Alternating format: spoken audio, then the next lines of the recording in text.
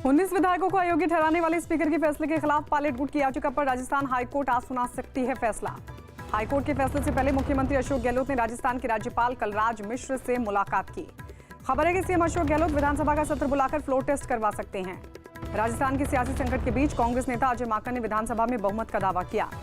सचिन पायलट को हटाकर गोविंद सिंह को राजस्थान प्रदेश कांग्रेस का अध्यक्ष बनाने वाली चिट्ठी जारी कर दी गई। सीएम गहलोत ने विधायकों की खरीद फरोख्त वाले ऑडियो के सही होने का दावा किया और जांच के लिए विदेश के किसी लैब में भिजवाने की मांग उठाई। इस बीच केंद्रीय मंत्री गजेंद्र सिंह शेखावत ने मुख्यमंत्री अशोक गहलोत पर झूठी राजनीति करने का आरोप लगाया। शंकराचार्य स्वरूपानंद सरस्वती ने अयोध्या में राम मंदिर के भूमि पूजन की तारीख को अशुभ बताया।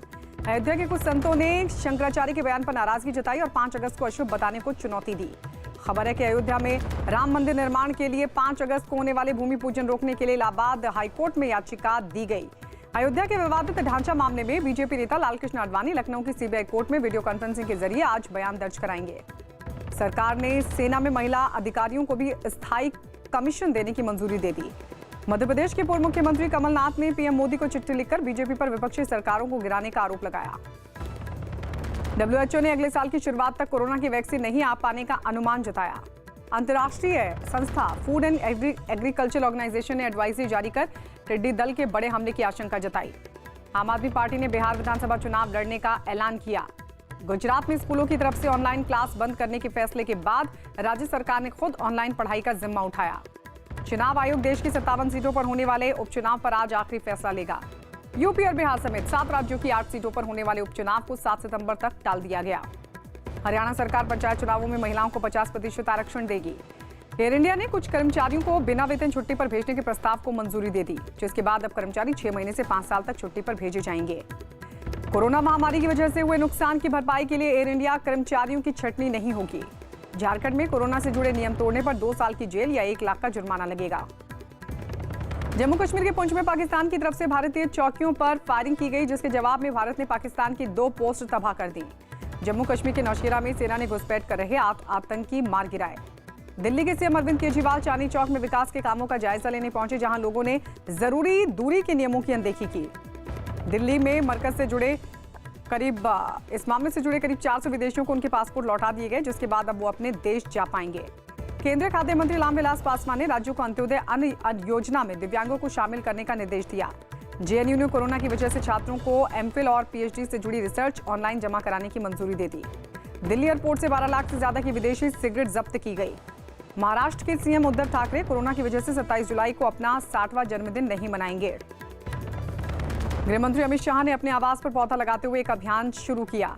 यूपीएसटीएफ ने कानपुर गोलीकांड में फरार आरोपी और विकास दुबे के करीबी शिवम दुबे को चौबेपुर से गिरफ्तार कर लिया।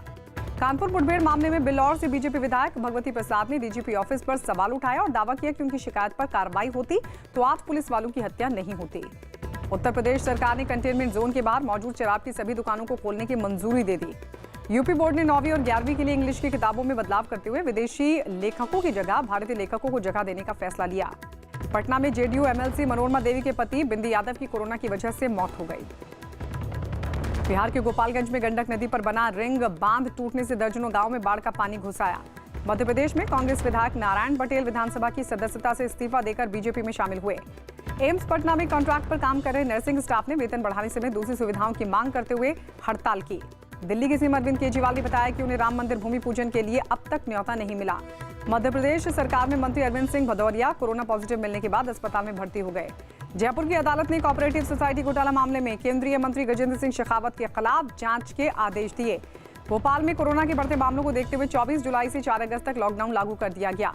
कांग्रेस विधायक आरिफ मसूद ने रक्षाबंधन और ईद पर भोपाल में लॉकडाउन लगाने का विरोध किया। राहुल गांधी ने पीएम मोदी के पास चीन से निपटने की कोई योजना नहीं होने का दावा किया और उन पर सिर्फ अपनी छवि पर ध्यान देने का आरोप लगाया। झारखंड में 3 विधायकों और कुछ कर्मचारियों को कोरोना होने के बाद विधानसभा 31 जुलाई तक सील कर दिया गया। बीजेपी नेता मुरली मनोहर जोशी ने अयोध्या मामले में लखनऊ की सीबीआई कोर्ट में अपना बयान दर्ज कराया। महाराष्ट्र सरकार ने कोरोना की वजह से मेयर और डिप्टी मेयर का चुनाव फिर 3 महीने के लिए टाल दिया। सरकार ने बताया कि वंदे भारत मिशन के तहत विदेश से 7,88,000 भारतीय देश लौटे। बिहार के मुंगेर में जमीन विवाद में 2 पक्षों के बीच मारपीट हो गई, जिसमें 3 लोग घायल हो गए। मध्य प्रदेश के रीवा में एक सब इंस्पेक्टर को रिश्वत लेते रंगे हाथों गिरफ्तार कर लिया गया। पंजाब में अकाली दल के विधायक लखबीर सिंह और उनके बेटे को कोरोना हो गया। महाराष्ट्र सरकार ने मुंबई के धारावी और मालेगांव में प्लाज्मा बैंक खोलने का फैसला लिया। मध्य प्रदेश के सीएम शिवराज सिंह चौहान ने कांग्रेस को ट्विटर पार्टी बताया। केरल कैबिनेट ने कोरोना के बढ़ते मरीजों की वजह से विधानसभा सत्र रद्द करने का फैसला लिया, जो सोमवार से शुरू होना था। पंजाब में कोरोना नियम तोड़ने पर 5,000 रुपए का जुर्माना वसूला जाएगा। असम हाईकोर्ट ने राज्य की जेलों में बंद कोरोना मरीजों का इलाज करवाने का निर्देश दिया। तमिलनाडु सरकार ने कोरोना संकट के बीच कॉलेजों की परीक्षाएं रद्द कर दी और फाइनल ईयर के छात्रों को छोड़कर सभी को बिना परीक्षा पास करवाने का फैसला लिया। जम्मू कश्मीर के उधमपुर में एक कार नाले में जा गिरी, जिससे एक ही परिवार के 5 लोग डूब गए। कोलकाता समेत कई इलाकों में लॉकडाउन का सख्ती से पालन कराने के लिए पुलिस ने ड्रोन का इस्तेमाल किया। मौसम विभाग ने 28 से 30 जुलाई तक उत्तराखंड में भारी बारिश का अलर्ट जारी किया। राज्यसभा के नए सदस्य ज्योतिरादित्य सिंधिया को शिक्षा मंत्रालय की समिति में शामिल किया गया। पुणे और नासिक में शराब घर तक पहुंचाने के खिलाफ सुप्रीम कोर्ट में एक याचिका पर अदालत ने सुनवाई से कर दिया इनकार। भारतीय विदेश मंत्रालय ने आरोप लगाया कि पाकिस्तान ने कुलभूषण की पुनर्विचार याचिका दाखिल करने पर अड़ंगा लगाया। आंध्र प्रदेश के गुंटूर में रिहायशी इलाके में कोरोना अस्पताल बनाने का कुछ लोगों ने विरोध किया। रोहतक में हरियाणा बीजेपी के नए अध्यक्ष ओपी धनखड़ के ताजपोशी कार्यक्रम में एक आदमी ने खुदकुशी की कोशिश की। केंद्र सरकार ने जनरल फाइनेंशियल रूल यानी जीएफआर 2017 में बदलाव किया, जिसके बाद चीन की कंपनियां सरकारी टेंडर में आसानी से हिस्सा नहीं ले पाएंगी।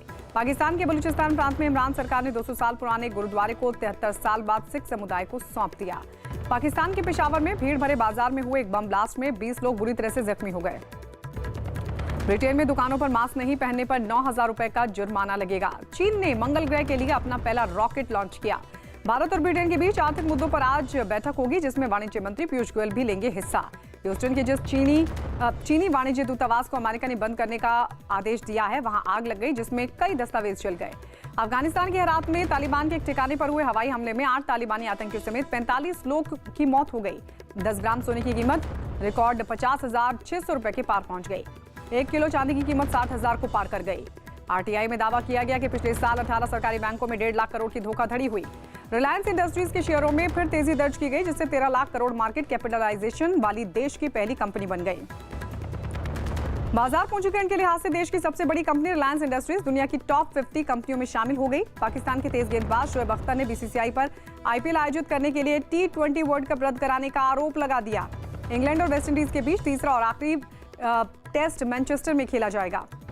सरकार खेल पुरस्कारों पर जल्द नियमों में कर सकती है बदलाव, जिसके बाद इस साल की तरह एथलीट हर बार अपना नामांकन खुद खेल मंत्रालय को भेज सकेंगे।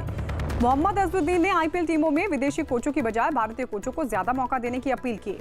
पाकिस्तान के गेंदबाज मोहम्मद आमिर की कोरोना रिपोर्ट नेगेटिव आई, जिसके बाद वो इंग्लैंड में टीम के साथ जुड़ेंगे। पंजाब सरकार ने पैरा एशियाई खेलों में पदक जीतने वाले 3 खिलाड़ियों को सम्मानित किया। बांग्लादेश टेस्ट मैच खेलने के लिए अक्टूबर में श्रीलंका का दौरा कर सकती है। भारतीय ओलंपिक संघ ने अगले साल टोक्यो ओलंपिक्स खेलों का आयोजन होने की उम्मीद जताई। आईसीसी ने कोरोना की वजह से क्रिकेट विश्व कप और अंडर-19 क्रिकेट वर्ल्ड कप की क्वालिफायर सीरीज टाल दी। फिल्मी हस्तियों के पाकिस्तान और आईएसआई कनेक्शन के दावे पर महाराष्ट्र के गृह मंत्री अनिल देशमुख ने उचित कार्रवाई का भरोसा दिया। खबर है कि सलमान खान के शो बिग बॉस 14 के लिए एक्ट्रेस नेहा शर्मा और नागिन 4 की एक्ट्रेस जैस्मीन भसीन से संपर्क किया गया। फिल्मी दुनिया में भाई भतीजावाद विवाद पर नगमा ने कंगना रनौत के बयानों को लेकर उन पर साधा निशाना। फिल्म एक्टर सोनू सूद ने किर्गिस्तान में फंसे यूपी और बिहार के कई छात्रों को उनके घर तक पहुंचाया। सोनू सूद ने मजदूरों को काम दिलाने के लिए एक ऐप लॉन्च की, जिसमें 500 से ज्यादा कंपनियां जुड़ी हुई हैं। राजस्थान सरकार ने कोरोना की वजह से सभी तरह की शूटिंग्स पर रोक जो लगी थी उसको खत्म कर दिया। मुंबई पुलिस ने सुशांत खुदकुशी मामले में निर्देशक रूमी जाफरी का बयान दर्ज किया। सुशांत केस में मुंबई पुलिस ने कंगना रनौत को मनाली में समन भेजा और इस केस में अपना बयान दर्ज करवाने को कहा। महाराष्ट्र में निर्माताओं की एक संस्था ने हाईकोर्ट में याचिका दाखिल कर 65 साल से ऊपर के कलाकारों की शूटिंग पर लगी रोक को हटाने की मांग उठाई। पंजाब सरकार ने शूटिंग की मंजूरी दे दी, लेकिन 50 से ज्यादा लोगों के जुटने पर रोक लगा दी। अमिताभ बच्चन ने अपनी सेहत से जुड़ी चल रही कुछ खबरों को गलत बताया। नमस्ते।